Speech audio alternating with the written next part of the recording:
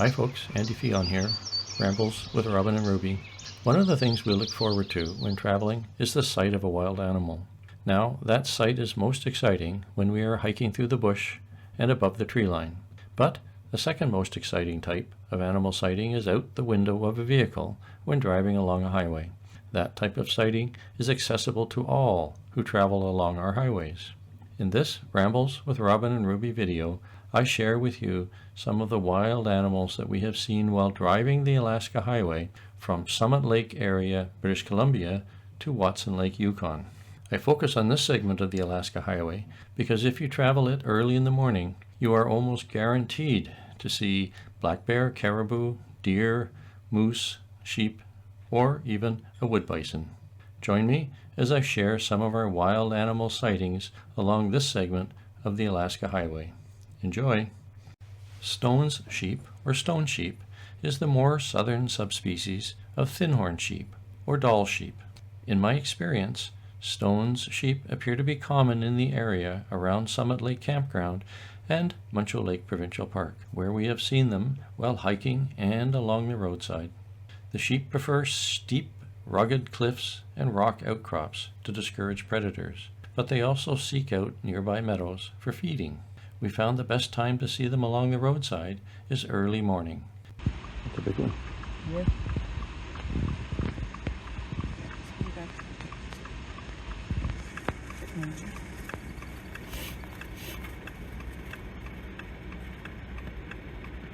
Published descriptions state that Stone's sheep is somewhat larger and chunkier and darker in color compared to the Dall sheep, which we have seen farther north in Yukon. At first, I didn't think I could reliably distinguish the two, but as seen here, the Stone's sheep does indeed look to be darker in color compared to the Dall sheep. When we have passed through the Summit Lake area in the spring, we have almost always seen small herds consisting of mother sheep, called ewes, with their newborn baby sheep, called lambs. We've also seen Stone's sheep while hiking the trails above Summit Lake Campground, above the tree line. Our last encounter was midday, and the Stone's sheep did not appear to be bothered by our presence. So, if you're hiking or driving along the Alaska Highway through the Summit Lake and Muncho Lake areas, British Columbia, early in the morning in spring, it's quite likely that you will see small herds of Stone's sheep licking the salt from the roadside. The next animal we see regularly while driving this segment of the Alaska Highway is the boreal woodland caribou. It's also known informally as the eastern woodland caribou, the boreal forest caribou, and the forest-dwelling caribou. It is considered to be the North American subspecies of reindeer. It occurs primarily in Canada, with small populations in the United States. The boreal woodland caribou are primarily sedentary and are not seen in great herds. That behavior is a major difference compared with the herding preference of porcupine caribou or barrenland caribou, which occur in Alaska and Yukon.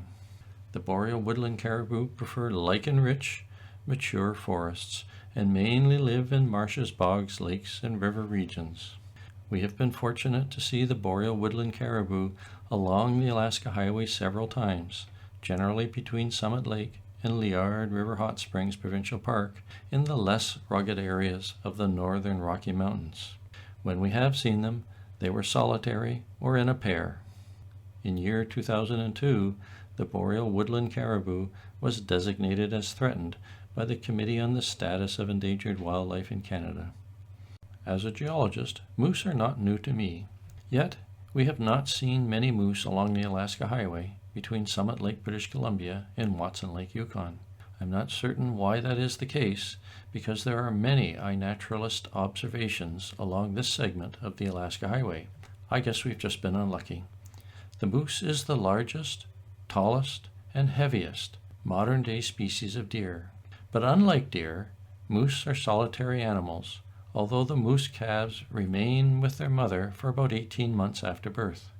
The moose is the tallest and second largest land animal in North America, coming second behind the American bison. In the northern hemisphere, moose live in the circumboreal forest or the temperate broadleaf and mixed forests. They range north into the subarctic zones. I read that the moose diet consists of terrestrial and aquatic vegetation, depending on the season.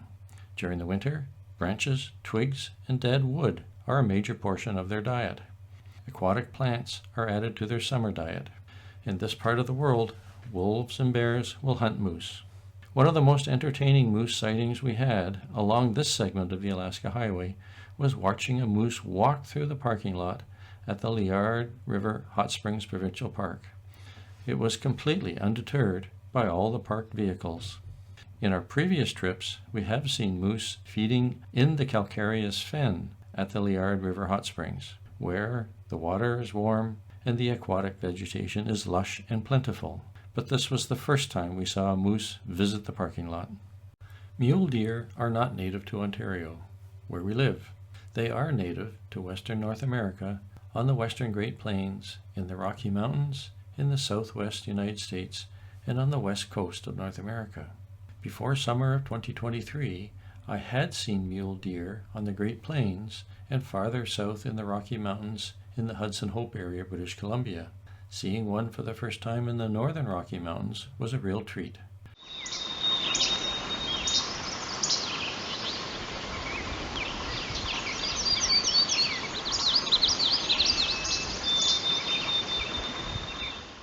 As their informal name implies, mule deer have large ears, like a mule, and to my eye, they look a little funny.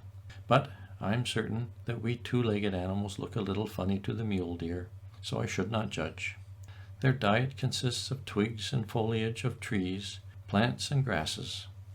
Judging from the few observations posted on iNaturalist for this northern Rocky Mountain area, I suggest that you will be lucky, as we were, to see a mule deer along this segment of the Alaska Highway between Summit Lake and Watson Lake. But that is no reason to give up and stop trying. The American black bear is one of those wild animals that I can almost guarantee you will see along the Alaska Highway between Summit Lake, British Columbia and Watson Lake, Yukon.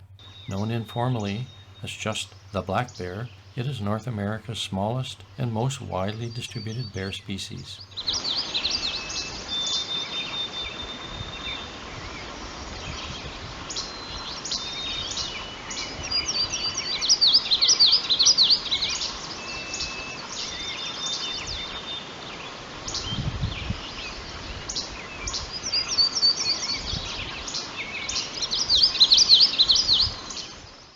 Many people think of black bears as being ferocious meat-eating species.